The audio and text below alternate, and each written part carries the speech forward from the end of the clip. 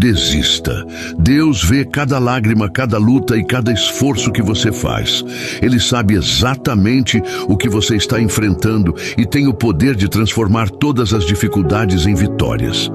Mesmo que o caminho pareça escuro e cansativo, lembre-se, Deus nunca te abandona.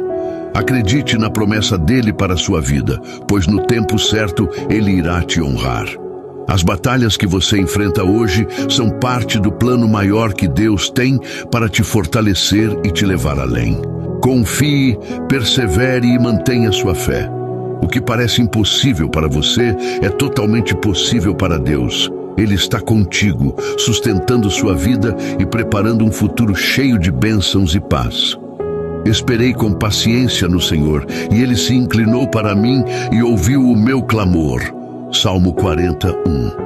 Não desista.